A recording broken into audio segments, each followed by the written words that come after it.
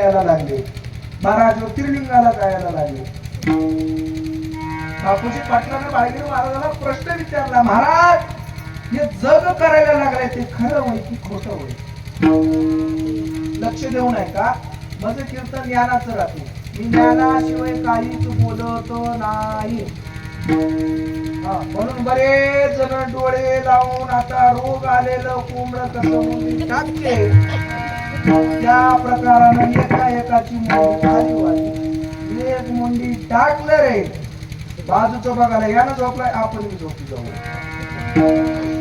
महाराज सप्त्याचे दिवस जायला बराच वेळ लागत नाही. आता 4था दिवस आहे, तुम्हाला कळालं सुद्धा नसेल. सप्ताह चालू बी झाले, 4था दिवस चालू बी आहे. महाराज आले बी आले आणि असं कालाही होऊन जातील तेव्हा वाटते अरे जायचं होय काही सप्त्याला. अशीच महाराज वेळ निघून चाललेली आहे. अल्पायुष्य मानवदे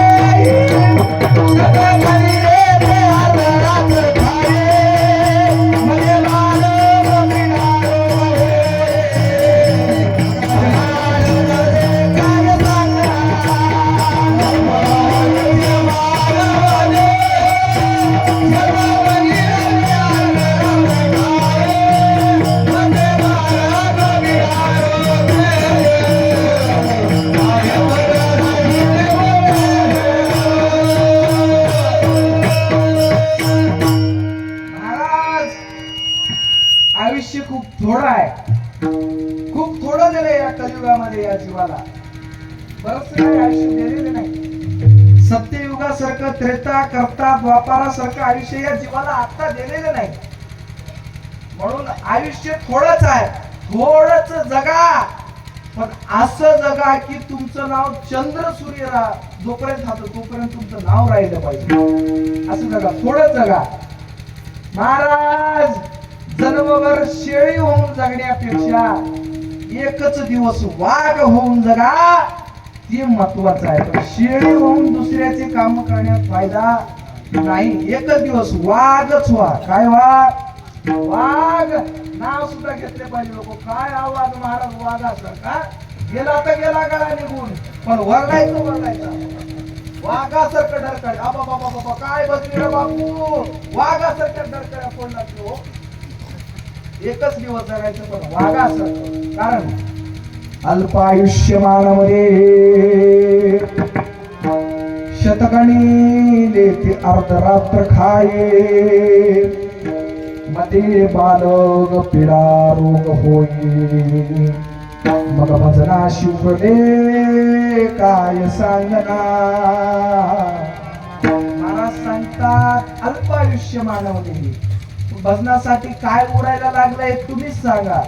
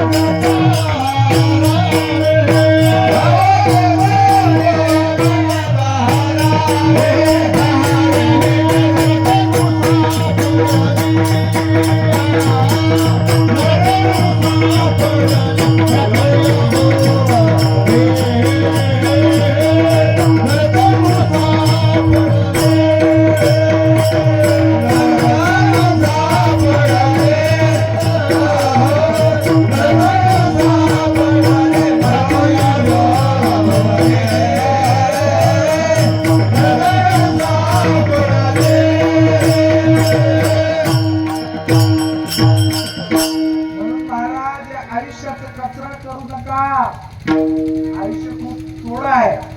एका बंडामध्ये सांगितलंय, क्या जीवन क्या मरण कबीरा, देख तमाशा लकड़ी का, जीते भी लकड़ी मरते भी लकड़ी, देख तमाशा लकड़ी का, जिसमें तेरा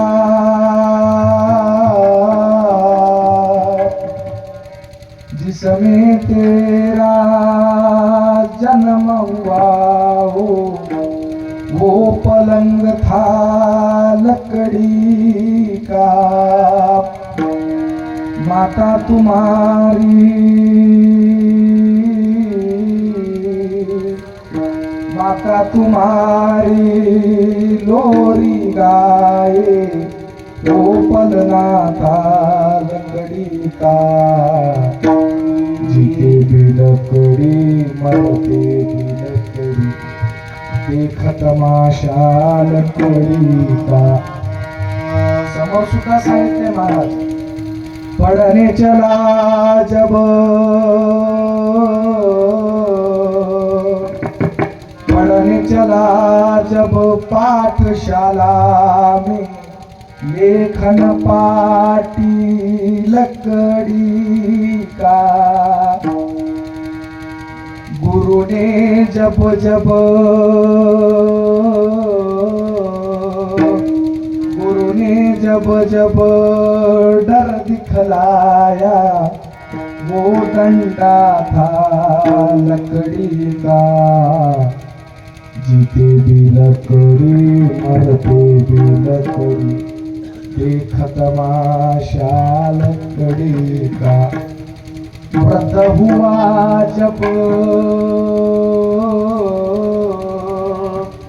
वृद्ध हुआ जब चल नहीं पाया, लिया सहारा लकड़ी का, जीते भी लकड़ी मरते भी लकड़ी, देख तमाशा लकड़ी का.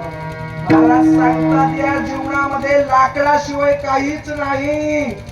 कीर्तन जरी करत असला वाद्य लाकडाचं आहे, पेटी जरी वाजवत असलं पेटी सुद्धा लाकडाची, ज्याच्यावर ठेवली ती लाकूडच होईल. महाराज जन्मत असताना त्या पलंगावर जन्मलं, लाकडावरच जन्मलं. बरोबर, पाण्यात टाकलं पाळणाही लाकडाचाच, शाळेत गेलं पाटी सुद्धा लाकडाचीच, आणि जवा जवा गुरुने रट्टे दिले रट्टा सुद्धा लाकडीचाच. बरोबर. मग म्हातारं झालं, चलता येईना गेलं, काय केला हो, लाकडाची काठी घेऊन चालायला लागलाय. बरोबर, मेल्यावर कशावर फुकालेत म्हणालो, लाकडावरच. म्हणून लाकड हो, गर्व तुम्ही कशाचा करायला लागले, गर्व आधी काढा, घमंड काढा, तेव्हाच भक्ती सफल होते. गता प्रभू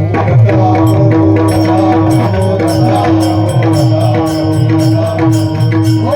महाराज बरेचशी साधनं सांगितली या कलियुगामध्ये, बरेचसे साधनं. बरेच जण उपवास धरायला लागले. तुम्हाला एका मूवी मध्ये सांगतो, उपवास धरण्याचं. महाराज आपण उपवास धरत असताना निरंकाळ काही उपवास धरत नाही, काहीतरी खाल्ल्याशिवाय माणूस उपवासच करणार. तुम्ही असो आम्ही असो. एक जण महाराज उपवास धरलं तर नुसतं फळच आणायला लागलं नाही. 1 किलो शेप, चिकू, अंगूर, टरबूज, खरबूज, केळं, नंबर 1 शेप सारखे घालवून गेले शेप खाऊन. अरे बापू, महाराज ते शेप खाताना बघितलं एकाला, त्याला बरं वाटलं नाही, त्याचं लई शेप खायला म्हणाले. याच्यावर उपाट एक शास्त्र काढू. मग महाराज त्याच्यावर एक शास्त्र काढलं. अरे बाबा, फळ होत पक्षासाठी, तुझा काय अधिकार आहे फळावर, असं म्हणल्याबरोबर त्याला मला चूक झाली गड्या. मला त्यानं होते ते फळ बांधून येऊन मंदिरात घेऊन टाकून आजपासून फळ खाणं बंदच. मग काय करावं, उपवास करावं लागले, देवाची प्राप्ती करायची आहे. मग महाराज उपवास करत असताना त्यानं मला दूध पिऊन राहिलं तर जमते. सकाळ दुपार संध्याकाळी 1-1 लिटर दिरट्टा दुधावरच हाय गडी. आणि दुसरं माणूस भेटलं कस काय हो लई दूध चलाले बाबा बाबा आम्हाला तर भाकरीशिवाय जमत ना हो. काय नाही देवाची भेट करायची आहे की नाही एक एक बाटल दूध पिवावं लागते. आता तुम्ही जाऊन तिथे बसाल घरी किंवा व्यक्ती म्हणजे दूध आणणार आहे बाबा महाराज ते दूध पिणाऱ्याला ते बरं वाटत नाही. दूध पिणाऱ्याला चांगलं पिऊ द्याल ते खूप धरून त्याच्यावर एक उरपट्या शास्त्र निघालं. त्याने म्हणला दूध म्हैस द्याली वगारासाठी म्हैस द्याली वगारासाठी गाय द्याली वासरासाठी तुझा काय अधिकार आहे दुधावर. अरे बापू मला हे बी खरंच आहे की दूध पिणं बंदच. बरोबर मग काय करा त्याच्यावर उपाय म्हणून शास्त्र निघालं. ती काय म्हणते फक्त मीठ बदला 2-3 टाइम साबुदाणा रट्टावून चालू द्या. महाराज बरेच जण साबुदाणा अर्धा किलो साबुदाणा पाव किलो आलू आणि फक्त मीठ बदला आणि 2-3 टाइम नंबर 1 चालू द्या. मग त्याच्यावर महाराज सांगतात सार्थकाची वेळ पुन्हा येणार नाही. अरे बापू जेवून भजन करा असं कोणी तुम्हाला सांगणार नाही. म्हणून महाराज उपवासाच्या नादीच लागू नका. फक्त 2-3 टाइम जेवण करू द्या आणि मुखान दत्त दत्त नाम योग याग विधी येणे नव्हे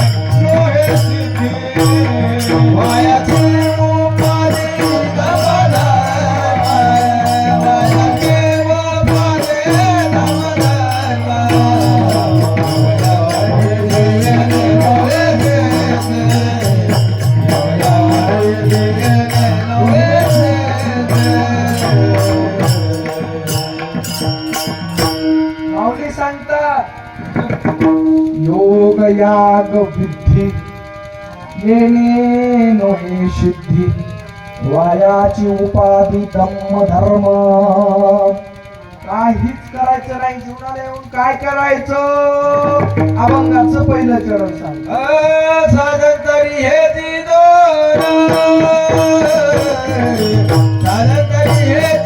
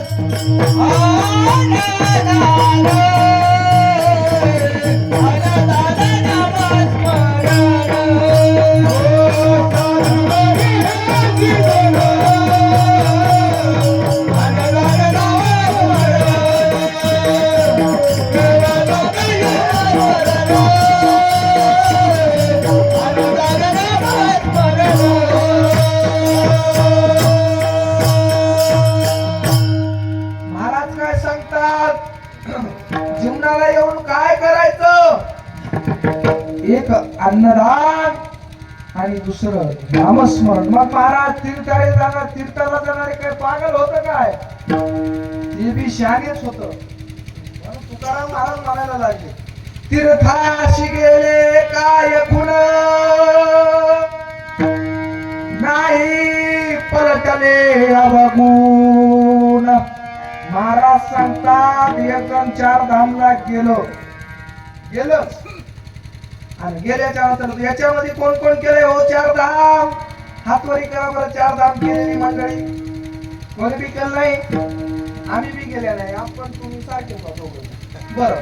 ते करणार गेलं आणि गावाकडे वापिस आलं आणि महाराज ते काशीला जाऊन वापिस आलं आणि आल्याच्या नंतर नंबर 1 गावामध्ये पार होता आणि पारावर गेलं, दर्शन घेतलं, नारळ फोडलं. आमच्यासारख्या रिकाम्या माणसाजवळ येऊन बसलं आणि महाराज ते परसाद यायला लागलं आणि ते रिकामा माणूस त्याला विचारायला लागलं, कुठे गेलत्या हो? काय नाही हो, मला काशीला गेलतो. बरोबर. नंबर 1 झाले प्रवास. नंबर 1 महाराज काहीच अडथळा नाही. महाराज सांगत गेलत्या जेवायला काही कमी नको.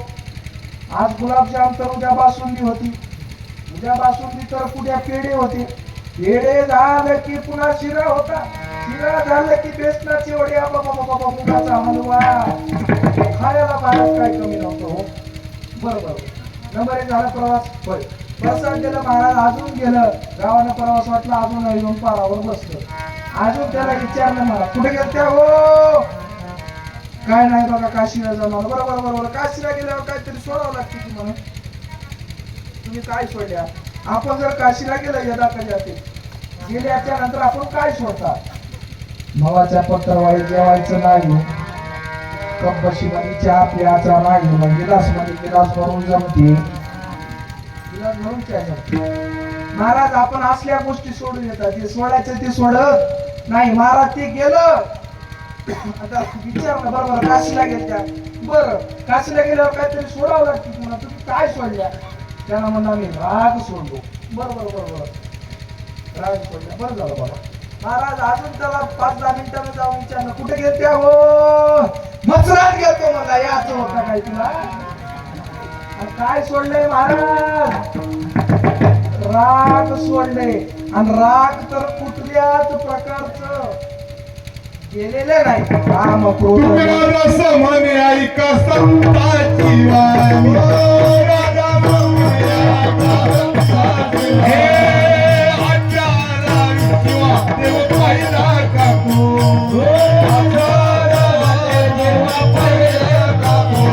देव अशाने पावायचा नाही. देव बाजारचा भाजीपाला नाही. देव बाजारचा भाजीपाला नाही. देव अशाने पावायचा नाही. देव बाजारचा भाजीपाला नाही. देव बाजारचा भाजीपाला